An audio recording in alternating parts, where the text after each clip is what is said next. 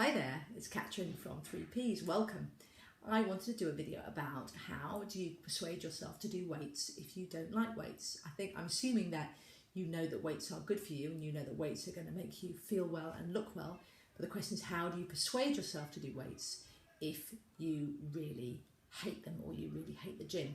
I'm a personal trainer, so I do come across this quite a lot with clients, and one of the jokes that we tell about clients is often they want you to do the fitness for them. But obviously that's not going to work, so you do actually need to lift some weights yourself. But how do you persuade yourself to do weights? I've done some notes. Let me just have a look at my notes here and what I'm going to talk about. Okay, I'm going to talk about what you can do to make it a more pleasant experience for yourself if you really, really hate weights. I'm going to talk about how you can make it social, how you can make it accountable, how you can deal with any confidence issues, and last of all, how you can do what's called a stack, so how you can stack it with something that's more pleasurable. But let's start with the first point around motivation, which is you need to be really, really clear on why, just move back a bit, why you are lifting weights. If you are clear about the why, it's much more easy to motivate yourself to get to the weights room. And the why is not because I have to or because I should to. Should be about something broader. So for example, I'm doing weights because I want to improve my tennis game. I'm doing weights because I want the energy to get through my day. I do weights because I've got a big presentation coming up in 4 weeks and I want to look fit and healthy for that. I'm doing weights because I am going to a wedding in a month's time and I want to look good. I'm going to a school reunion. Or I'm doing weights because I just want to feel better about myself. It's really interesting if you look at the research about why people go to gyms. The number 2 reason that people go to gyms is because they want to feel and look better. That's the number 2 reason. The number 1 reason is wanting to lose weight, but the number 2 is because they want to feel and look better. So if there are any personal trainers watching, then although we can focus on weight, but bear in mind there's a big mental and emotional element here. It's just about wanting to feel better and look better. That's all a lot of people are concentrating on, and that is a perfectly good reason to lift weights. So with your client, if you're a personal trainer, or if you yourself, it's you that is trying to persuade yourself to lift weights, be clear about your why, so that when you get that vacillation, you get that, do I really want to go to the gym today? You are really clear about why you want to go to the gym, because it's about something bigger than because I've agreed to go. It needs to be bigger. Okay, now that's the first point, so it's around having a why. The second point is around accountability. So if you decide that you've set yourself a goal around, I'm going to go to the gym to lift weights, say twice a week or 3 times a week, it's really important, if you want to be successful, that you tell somebody, and preferably somebody who will hold you accountable. So there's a cartoon here, a kid's cartoon here called Peppa Pig. You may or may not have come across it.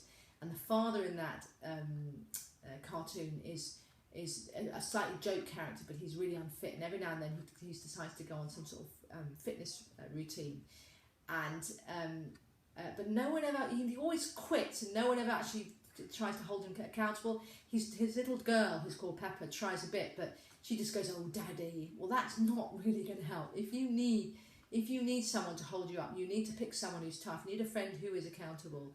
You need someone who's going to, in effect, shame you and say, well, you said you'd do this and you haven't done this.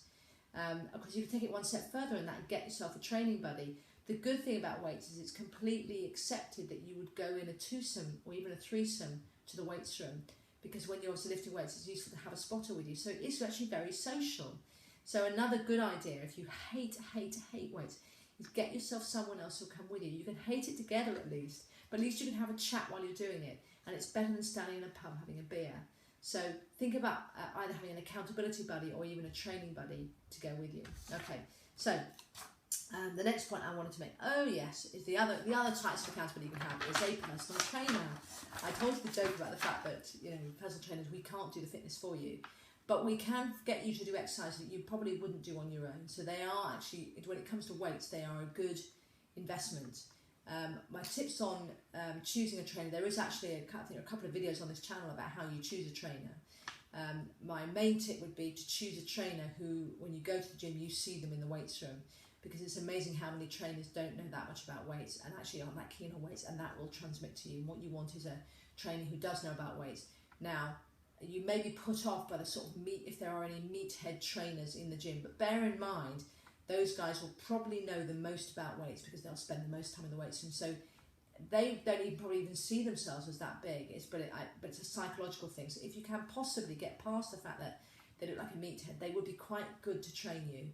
And a couple of the most talented trainers I've ever worked with, one in particular, was huge with tattoos, and he looked like he probably couldn't string a sentence together, but he was the most amazing trainer on weights because he was intuitive. He had got the size he was because he was passionate about weights, and he was just fantastic as a trainer. And this is a shout out to Eddie if you're there, still there to say hi. But he and I trained together for a number of years, and he was just a really brilliant trainer. So don't ignore the meathead trainers, and don't go for the trainers who look like ballet dancers. They are not going to help you lift weights. You need to get a trainer who looks like he's got some muscle on him and therefore knows what weights are all about, okay? If you can't afford a trainer, have a look at the videos on this channel. There are loads on this channel. There are even some programs on this channel that you can download. If you go onto the website, which is www.3piecepublishing.com, there are 3 programs you can try. So there's a quick 15-minute shape up you can do 2 to 3 times a week. And that's good. You can download that at www.3piecepublishing.com/15-minute-shape up. There's also a whole body workout, which is /whole-body-workouts. And there's also a push-pull routine, which is the split advanced weights routine, which is /push-pull. So those are all on the website. The videos for those are also on this channel. So have a look. If you don't want to use a trainer or you can't afford a trainer, there's plenty of stuff on this site that you can use, which will get you going on weights. Okay, so the next thing to say in relation to not hating weight, is try and make it more pleasurable. For example, by having music. I'm too busy most of the time to sit and listen to music. I'm either with clients, I'm writing, I write books, I'm training. When I'm in the gym on my own, I put music on, and for me it's an absolute pleasure. So if there is really music that you really, really like, then take that with you, have that loaded, make sure you've got that ready on your phone. Don't be stuck with the music at the gym, which you may hate. Bring your own, make it personal, do a playlist, whatever it may be. If you don't know how to do a playlist, get one of your kids to do your playlist for you. But find a way to put the music on that so it becomes actually something that is really about your time that you do it. Okay. There are 2 other points I want to make. The next is a lot of people avoid weights and avoid the weights room because they're intimidated or they feel inadequate. And in the same way as I said that the second most popular reason why people join a gym is because they want to feel and look better in themselves. The second most common reason why people leave a gym is because they don't feel comfortable. That's a real shame, isn't it? The second most common reason. The other one is because they find it too expensive and they found somewhere they can train for free. But the second most important reason is because they don't feel comfortable. I suspect that must be really pushing towards the reason number one. So now some of that is to do obviously with the gym premises and gym staff, and there's a lot of work to be done in gyms to make people feel more comfortable, particularly if you aren't the traditional meathead shape, whether you're a woman, you're a young man. I'll tell you one story, which was that I was in a gym training, and in the weights room, and this young guy came in probably around about 18, 19, and sat down at a bench and started to train, and he had arms like twigs, literally like twigs, and I felt slightly sorry for him because he looked just so tiny, he was struggling his weights, and then I realised to my amusement that he was actually the lead singer of One Direction.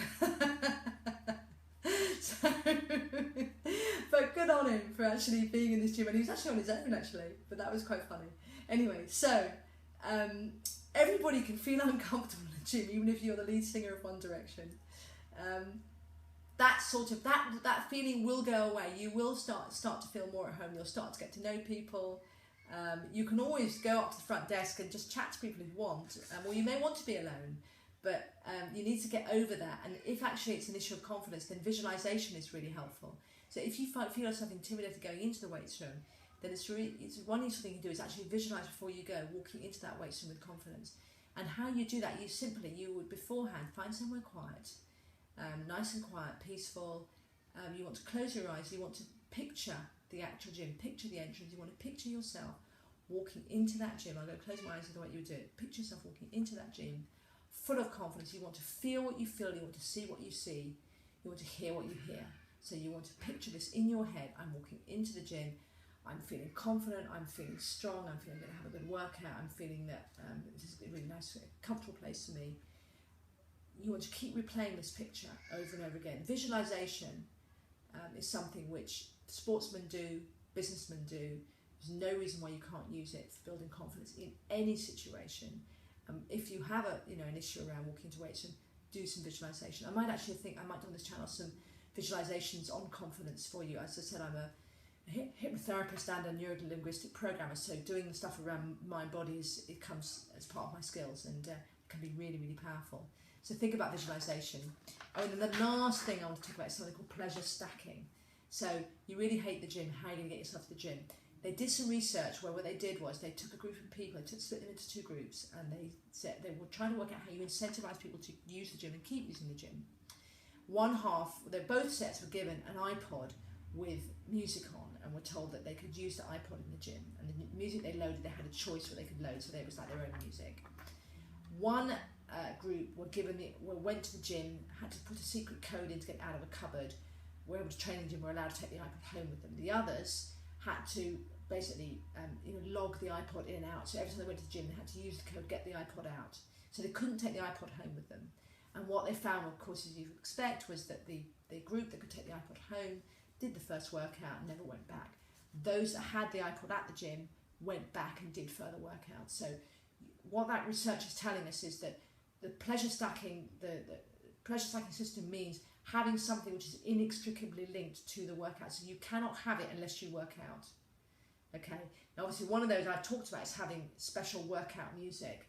The other might be to have particular TV that you like to watch, a guilty pleasure. I watch absolutely no TV except for I have one guilty pleasure. And my guilty, it sounds bizarre, my one guilty pleasure is Say Yes to the Dress. And I don't know why I like it so much, but I do. And I know it's complete brain mush, so I don't watch it very often. I maybe watch it once a month. But if I did actually was taking a screen to the gym, then that's what I would watch as my guilty pleasure. Or I might, for example, say if I didn't like the gym, I'll go to the gym tonight, but I can watch Say Yes to the Dress afterwards. So for you, think about what you prepared. What is going to get you to the gym? What is the reward that you would give yourself? But it needs to be linked. You need to be disciplined about that. If you can actually physically link it to the gym, for example, if the gym has a sort of lounge area afterwards where you could sit, for example, and watch some trash TV that you wanted, then great. Otherwise, try and link the two. But pleasure stacking is really, really effective. So those are my tips for how you get yourself to the gym when you really, really hate the gym.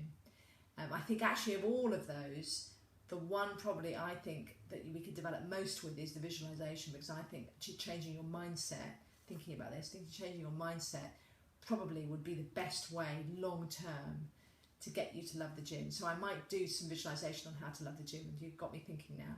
So this is Catrin Turner from 3Ps. I thank you so much for watching.